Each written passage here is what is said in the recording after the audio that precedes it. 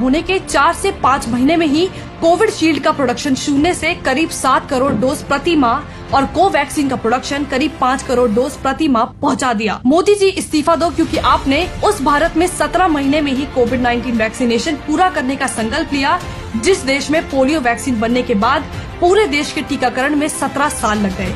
मोदी जी इस्तीफा दो, क्योंकि आपने 2014 तक देश में जो 189 सरकारी मेडिकल कॉलेज थे उनकी संख्या बढ़ाकर 279 कर दी है और इसके अतिरिक्त 100 से ज्यादा और सरकारी मेडिकल कॉलेज स्थापित करने का अप्रूवल दे दिया। मोदी जी इस्तीफा दो, क्योंकि आपने पीएम केयर फंड से 162 PSA ऑक्सीजन प्लांट्स लगाने के लिए फंड एलोकेट कर दिया। मोदी जी इस्तीफा दो, क्योंकि आपने N95 मास्क और PPE किट पर भारत की विदेशों पर निर्भरता समाप्त करवाकर देश में ही बनवाकर उपलब्ध करवाई।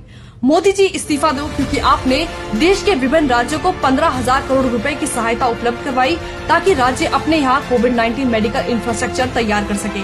मोदी जी इस्तीफा दो, क्योंकि आपने देश में पिछले साल 21 अप्रैल 2020 तक जो 62,458 ऑक्सीजन बेड थे उनकी संख्या 9 अप्रैल 2021 तक बढ़ाकर 2,55,168 ऑक्सीजन बेड करवा दी।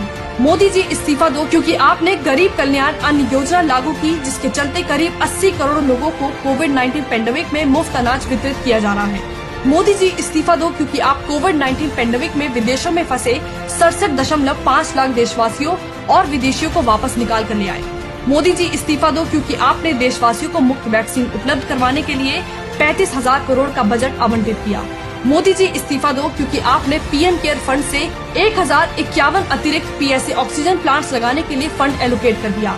मोदी जी इस्तीफा दो, क्योंकि आपने जब देश के अंदर विरोधी वैक्सीन हेजिटेंसी का षड्यंत्र कर रहे थे तब अपने देश में बनी वैक्सीन की लिमिटेड क्वांटिटी एक्सपोर्ट करके करोड़ों विदेशी नागरिकों की भी जान बचा ली और इंटरनेशनल डिप्लोमेसी में वो मुकाम हासिल किया, जिसके चलते आज पूरा विश्व कोविड-19 की दूसरी लहर में भारत के साथ खड़ा हो गया। मोदी जी इस्तीफा दो, क्योंकि आपने सीमा से आगे जाकर भी हेल्थ सेक्टर में सकारात्मक परिवर्तन ला दिए, जबकि भारतीय संविधान के अनुसार हेल्थ राज्य सरकारों का विषय है और दूसरी ओर कई राज्यों ने खुद अपना काम न करके अपना पल्ला झाड़ लिया।